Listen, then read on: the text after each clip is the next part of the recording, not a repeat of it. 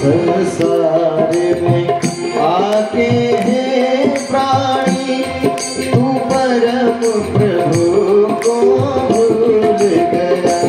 संसार में आकर हे प्राणी, तू परमेश्वर को भूल गया। तू सच्चिदानंद को भूल गया। तू परमेश्वर को भूल गया। बिहारी लाल की जय। तो सच्चिदानंद, आप जब इस संसार में आए तो आप किसको भूल गए? सच्चिदानंद को भूल गए। तो सच्चिदानंद को भूल गए तो उसको जानना भी तो पड़ेगा, जिसको आप विस्मृत हो गए हैं, भूल गए हैं। भाई जिसको आप भूल जाते हैं, कोई याद दिलाता है ना आपको कि ऐसी बात है, तो आपको याद आ जाती है, हाँ भाई वो बात थी। तो संसार में आप आकर उस सच्चिदानंद परमात्मा को भूल गए और संसार के माया महल में आप फंसे हुए। तो सच्चिदानंद रूपाय, श्लोक प्रथम श्लोक है, विश्वोत्पत्त्यादि है तबे, तापत्राय विनाशाय,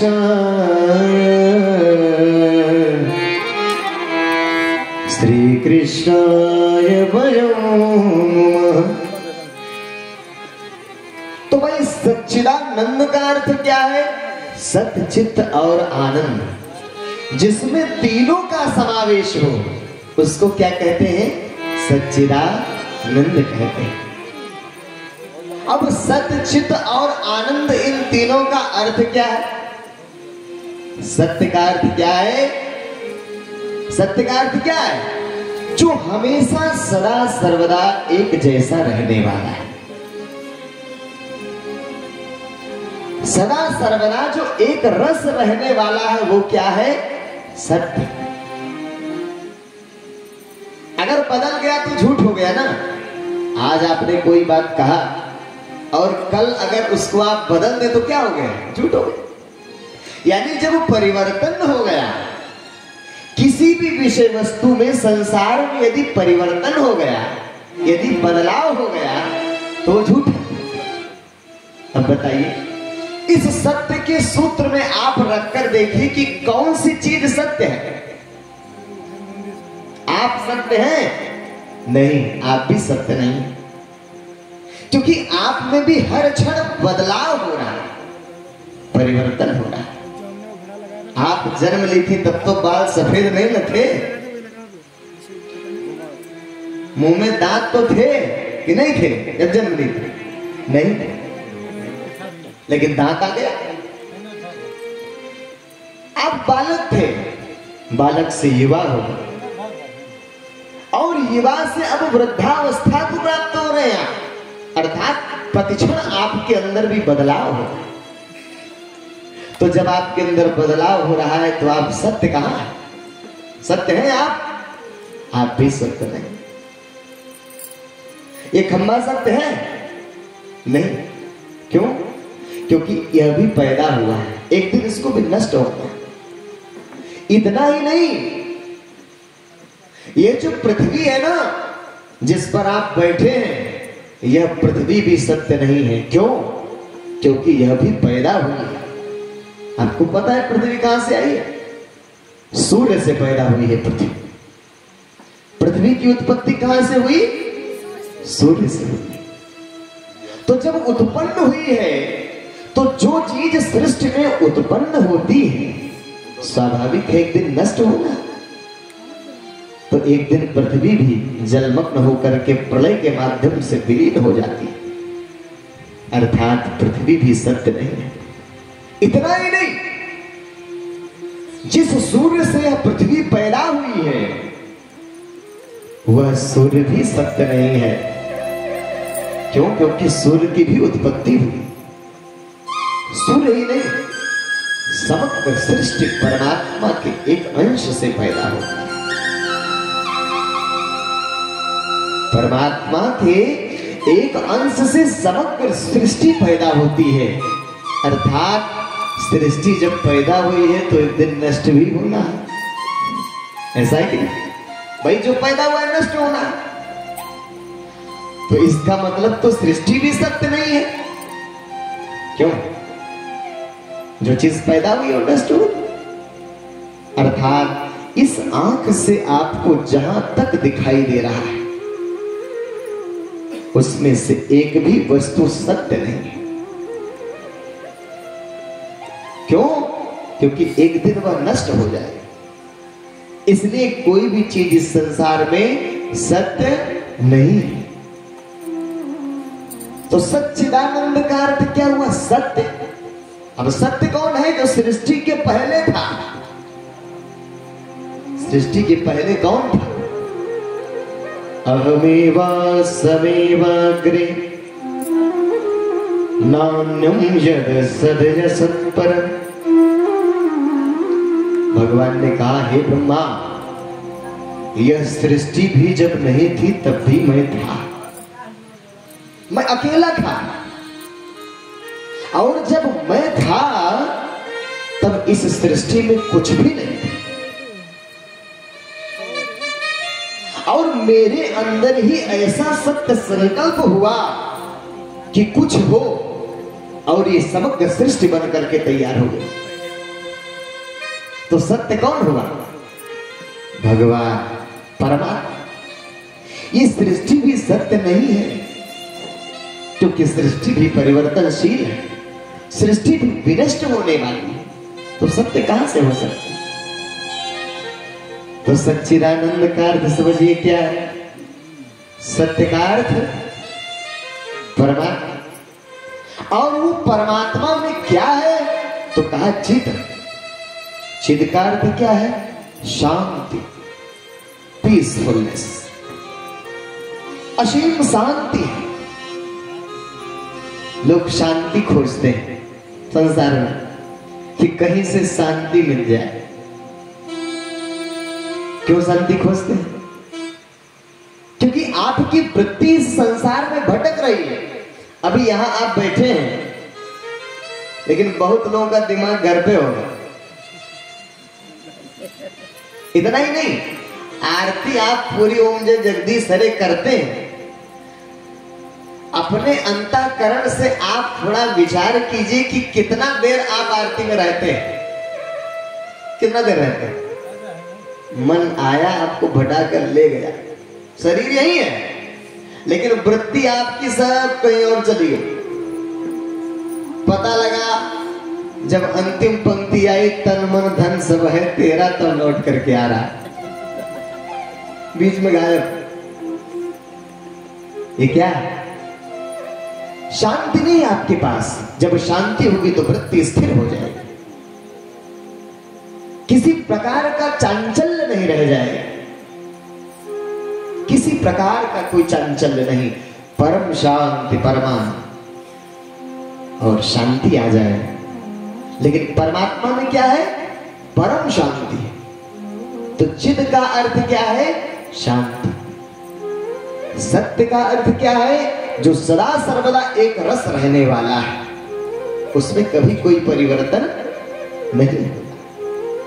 वो है परम सत्य। चिद का अर्थ क्या है? शांति और आनंद।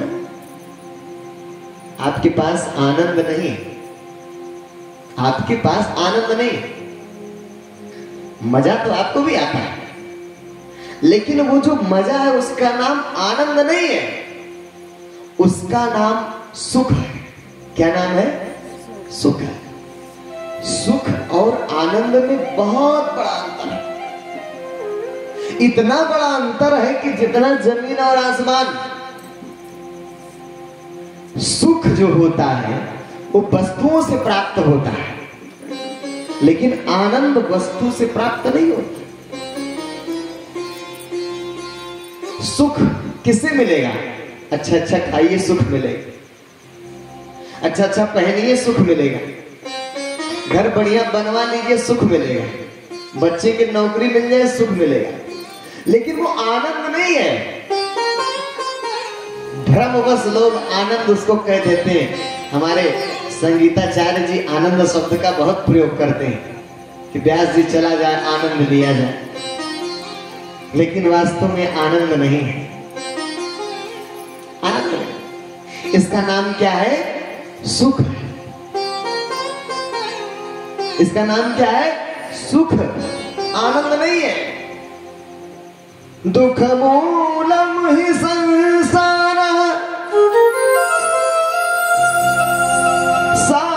सायस्यास्ति सा दुखितः तस्य त्यागा कृतो येन स सुखी न परक्वचित्।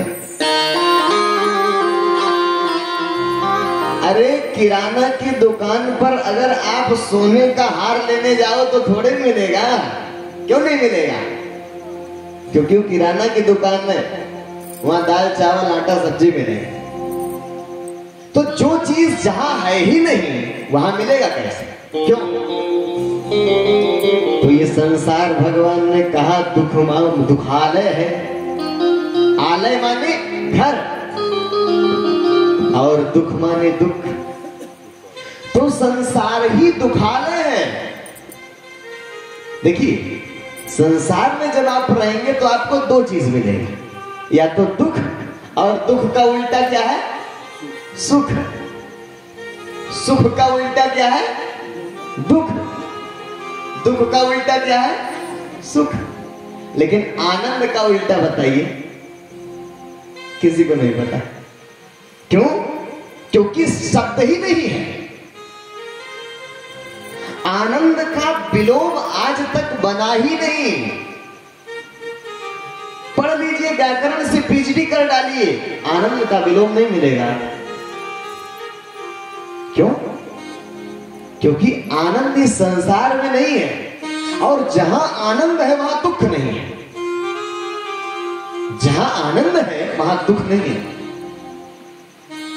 अभी आप सुख और दुख में जीवन यापन कर रहे हैं, और संसार दुखालय है। संसार में सुख नहीं। इसका बहुत अच्छा, संसार तो सुखालय हो गया, दुखालय हो गया, और शरीर क्या है? सुखालय है। आलय माने घर, और सुख माने सुख। सुख का घर है शरीर, और दुख का घर है संसार। बहुत व्यवहारिक रूप है, ध्यान से सुनिएगा। बच्चे पीछे बैठे हैं, ये लोग भी बड़े ध्यान से सुने समझे। जब भी आप संसार की ओर जाएंगे, जब भी आप संसार की ओर जाएंगे, जैसे उदाहरण मान लीजिए आपको गेहूं बोना है,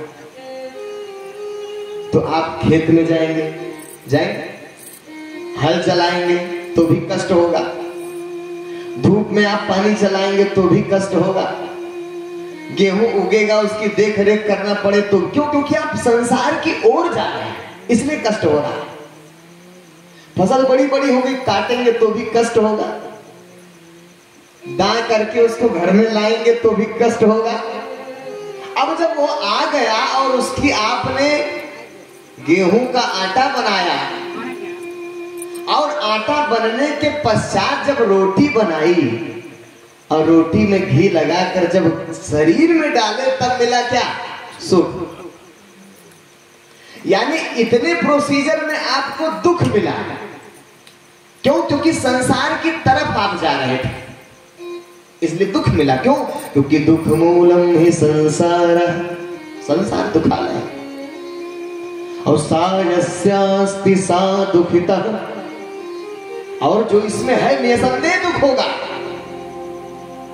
यदि आप संसार की ओर जाएंगे तो निसंदेह आपको दुख होगा। देख लीजिए व्यवहार में। लेकिन जब यही संसार शरीर की ओर आएगा, तब क्या होगा? सुखानुभूति होगा। दूध लाएंगे, मिठाई बनाएंगे तो कितना परेशानी होता है ना। लेकिन जब उसी मिठाई को शरीर में डालेंगे तो सुख मिलेगा। क्यों? क्योंकि शरीर सुखालय है, सुख का घर। संसार दुखालय है, दुख का घर। इसलिए जब भी संसार में आप जाएंगे तो दुख मिलेगा, लेकिन वही संसार शरीर की ओर आने लगे तो सुख मिलता है। ये सुख और दुख सारे संसार में भरा पड़ा है, लेकिन आनंद नहीं है इसमें। आनंद कहाँ है? आनंद है जो इसके अंदर बैठा है ना। आनंद कहाँ? आनंद कौन लेता है? जो इसके अंदर बैठा है वो आनंद लेता है। कौन बैठा है? कौन बैठा है इसके अंदर?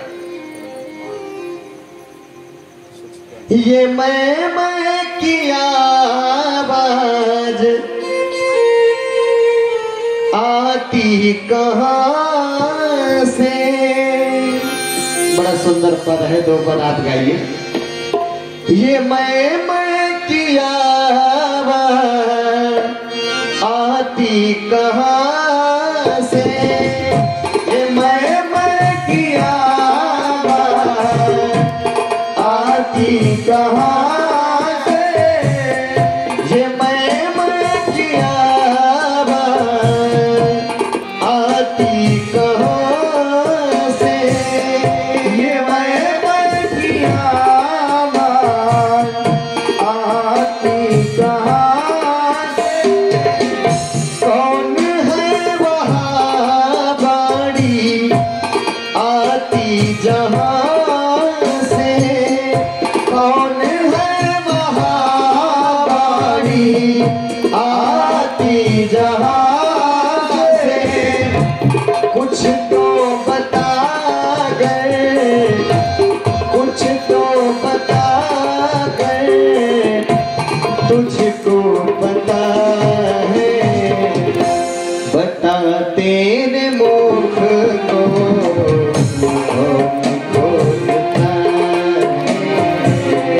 बता तेरे मुख को कौन खोलता है।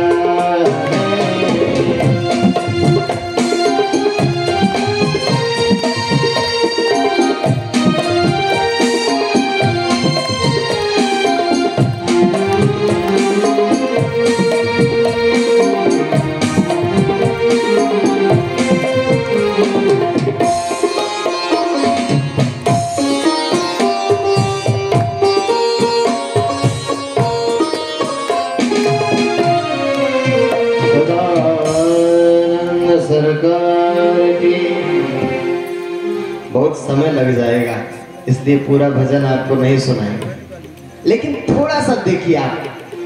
ये मैं की आवाज आती कहां से। अरे खोजिए ना। मुर्दा के पास भी मुंह होता है, कहां बोलता है? आपके पास भी मुंह है, आप बोल रहे हैं, तो इसका मतलब मुंह नहीं बोल रहा। यदि मुंह ही बोलता तो मुर्दा भी बोलता। इसका मतलब मुंह नहीं बोल रहा, ये कान नहीं सुन रहा है, क्योंकि मुर्दा के पास भी कान होता है, कहां सुनता। आंख उसके पास भी होती है, कहां देखता है। इसका मतलब क्या है? देखने वाला कोई और है, सुनने वाला कोई और है, बोलने वाला कोई और है, जो दिखाई नहीं दे रहा है। इसलिए कहा ये मैं की आवाज आती कहां से। ये मैं जो कर रहा है, ये कौन है भैया? कहां बैठा है शरीर में?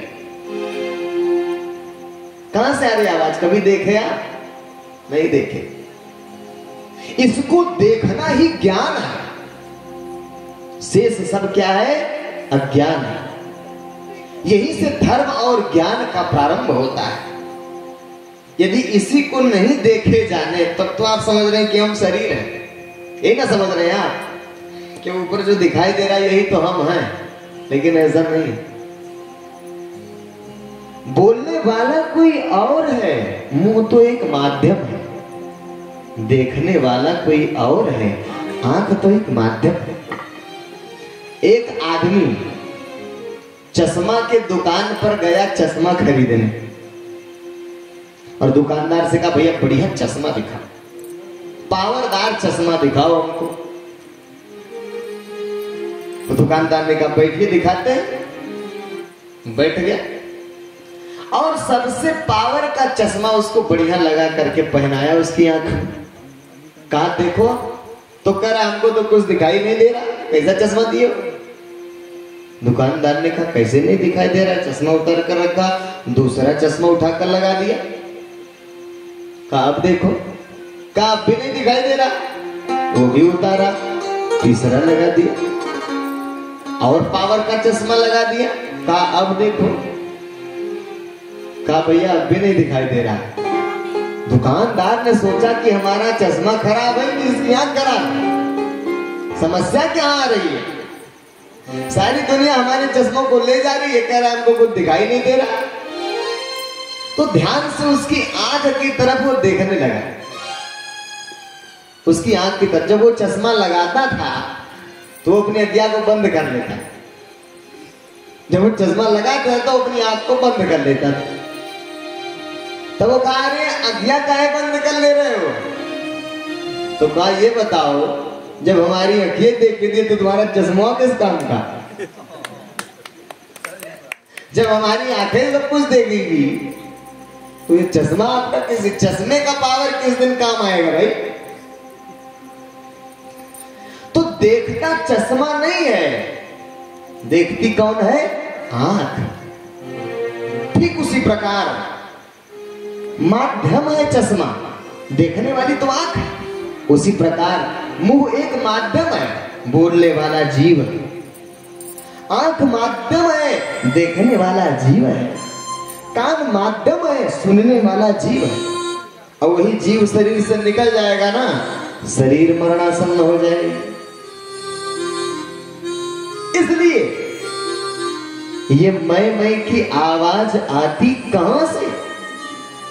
कहां से आ रही आवाज? कौन बैठा है वहां जहां से वाणी निकल रही है? आपको भी शोध करना चाहिए ना। हम वही हैं, अगर वही हम निकल जाएंगे ना, सारा संसार खत्म, चक्षण सारा संसार समाप्त हो जाएगा। इसलिए बहुत आवश्यक है उसको जानना। तो हम लोग कहां थे? अनुभूत संसार में क्या है? सुख और दुख है। लेकिन वो जो जीव बैठा है ना, वो आनंदालय है। वो क्या है? आनंदालय, आनंद का घर है। अभी आप शरीरमय है ना, इसलिए आपको सुख दुख मिल रहा है। अभी आप जीव स्तर में चले जाएंगे ना, तो दुनिया के लिए तो आप पागल हो जाएंगे, लेकिन अंदर ही अंदर आप मस्त रहेंगे। मस्तानों को कभी आप देखे होंगे तो देखे होंगे, वो मस्तान ऐसे गंदगी में बैठे रहेंगे, कपड़ा भी ठीक ठाक नहीं से महिला को चीला कपड़ा पहने बैठे रहे। क्यों? क्योंकि वो आनंदस्थ है। अभी आपको ही जीव की जानकारी हो जाए और आप उसमें स्थिति बना लें, तो यही बैठे रहेंगे, दुनिया आपको पागल घोषित कर देगी, लेकिन आप आनंद मस्त हो गए, संसार को भूल गए, यही बैठे। लेकिन आप उसको जानते नहीं। तो सुख हुआ, दुख हुआ, और तीसरा क्या है? आनंद। आनंद किस कहां है? जीव के पास। सुख कहां है? शरीर के पास। दुख कहां है? संसार में। और एक और अनुभूति है जिसको कहते हैं चिदानंदमय। चिदानंदमय यानी सबसे नीचे दुख, उसके बाद सुख, उसके बाद आनंद, उसके बाद चिदानंद। चिदानंद, चिद माने शांति और आनंद से भरपूर। यह स्थिति किसकी है? आत्मा की। जीव की स्थिति नहीं है, आत्मा की स्थिति है चिदानंद। और परमात्मा क्या है? सच्चिदानंद रूपाय। भगवान क्या है? सच्चिदानंद है। आत्मा क्या है? चिदानंद है। जीव क्या है? आनंद है। शरीर क्या है? सुख है। और संसार दुख है। बात समझ में आई आपको? तो जिसने इस श्लोक को लिखा, महात्म का प्रथम श्लोक, सच्चिदानंद रूपाय, मैं किसकी वंदना करता हूं? उस सच्चिदानंद परमात्मा की वंदना करता हूं, जो क्या है? विश्वोत्पत्त्यादि हेतवे, विश्व की उत्पत्ति के हेतु हैं। उन्हीं सच्चिदानंद से सारा सृष्टि उत्पन्न हुआ है। तापत्राय विनाशाय श्री कृष्णाय वयं नुमः। ऐसे सच्चिदानंद घन परमात्मा भगवान श्री कृष्ण को मैं प्रणाम करता हूं। महात्म के प्रथम श्लोक में भगवान की वंदना की गई और दूसरे तीसरे श्लोक में सुखदेव जी और व्यास जी की वंदना की गई। यह कथा कहां की है? नैमिषारण्य एक तीर्थ है, जानते हैं आप लोग? नैमिषारण्य उत्तर प्रदेश में, जब सीतापुर डिस्ट्रिक्ट में पड़ेगा, लखीमपुर सीतापुर की, तो उस नैमिषारण्य के तीर्थ में सूत जी से शौनकादि ऋषियों ने प्रश्न किया। किसने प्रश्न किया? सूत जी से शौनकादि ऋषि। शौनकादि का अर्थ क्या है? एक ऋषि नहीं है, शौनक आदि है, अर्थात शौनक जी के साथ बहुत से ऋषि महर्षि हैं, इसलिए उनको शौनकादि कह दिया गया। जैसे ब्रह्मा जी के 4 पुत्र हैं, चारों का नाम है सनक, सनंदन, सनातन और सनत कुमार। तो बड़े का नाम है सनक। तो अब चारों का नाम न लेकर के हम कह देते हैं सनकादि, मतलब सनक आदि, आदि माने चारों। तो उसी प्रकार सनकादि मतलब जैसे 4 सनक, सनंदन, सनातन, सनत कुमार, चारों को एक शब्द में कहना हो तो हम कह देते हैं सनकादि। ठीक उसी प्रकार शौनक आदि ऋषि महर्षियों का जब संबोधन उद्बोधन करना होता है तो हम कह देते हैं शौनकादि। तो शौनकादि ऋषियों ने सूत जी से प्रश्न किया। क्या प्रश्न किया? अच्छा, सूत जी हैं कौन? सूत जी के पिता का नाम था रोमहर्षण सूत और इन्हीं के पुत्र थे उग्रश्रवा। तो उग्रश्रवा सूत से प्रश्न किया। किसने? शौनकादि ऋषियों ने। भक्ति ज्ञान विरागाप्तो विवेको वर्धते महान, माया मोह निराशश्च वैष्णवे क्रियते कथम्।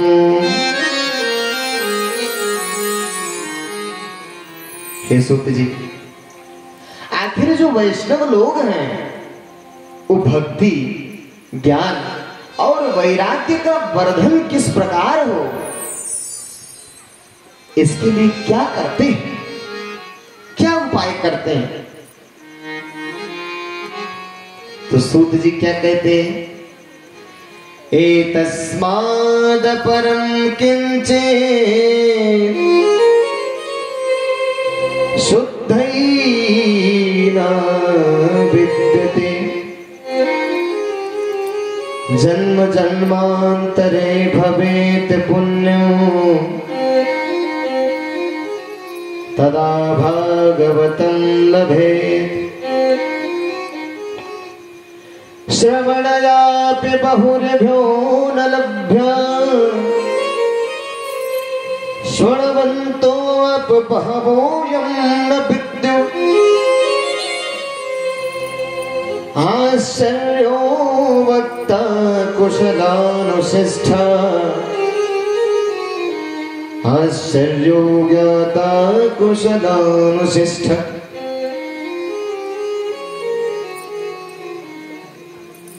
है ऋषियों, जब जन्म जन्मांतर के पुण्यों का उदय होता है